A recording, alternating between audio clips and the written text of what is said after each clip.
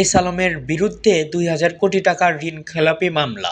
আলোচিত এস আলম গ্রুপের বিরুদ্ধে ২,০০০ কোটি টাকা ঋণ খেলাপির মামলা করেছে জনতা ব্যাংক। আজ রোববার চট্টগ্রামে অর্থ আদালতে জজ মুজাহিদুল রহমানের আদালতে এ মামলাটি করা হয়। হাসিনা সরকারের পতনের পর এস আলম গ্রুপের বিরুদ্ধে এটাই প্রথম ঋণ খেলাপি মামলা।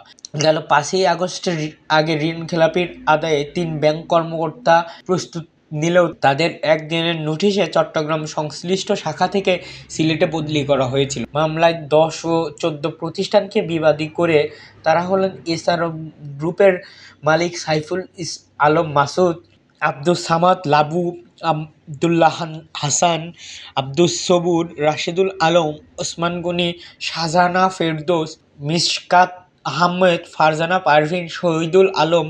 প্রতিষ্ঠানগুলো হলো global trading corporation, S Alam trading, S Alam refined sugar, cold rolled steel, vegetable oil, super edible oil, S Alam steel, cement brothers, soya seed bag manufacturing, power generation, ল্যারিং চেয়ার কোচ সার্ভিস ও চেমস ইস্পাত লিমিটেড। শুনানি শেষে আদালতে সাইফুল ইসলামের মামলা ফার্স্ট সিকিউরিটি ইসলামী ব্যাংকের share তার ভাই আব্দুস সামাদ লাবু আর আরাফা ব্যাংকের শেয়ার ক্রাশ করার নির্দেশ দিয়েছে।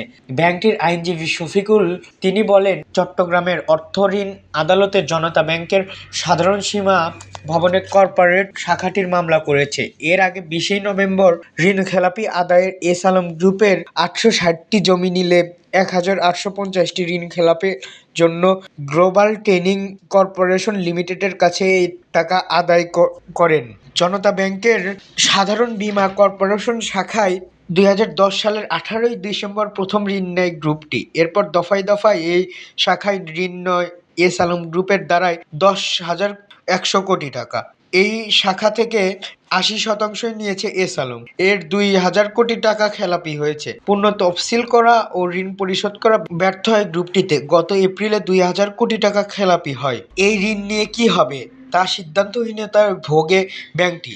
ঋণের বিপরীতে ব্যাংকটি বদ্ধক হয়ে ২,৭৪৯ কোটি টাকার জমি ও স্থাপনা আপাতত গ্লোবাল ট্রেডিং কর্পোরেশন ঋণ আদায়ের নামে ডাকা হলেও ধীরে ধীরে বাকি ঋণের বন্ধকি সম্পত্তি নিলামে তোলা হবে বলে জানিয়েছে আইনজীবী। এতক্ষণ আমাদের সাথে থাকার জন্য ধন্যবাদ। পরবর্তী আপডেট পেতে আমাদের চ্যানেলটি সাবস্ক্রাইব করে পাশে থাকা বেল আইকনটি বাজিয়ে রাখুন।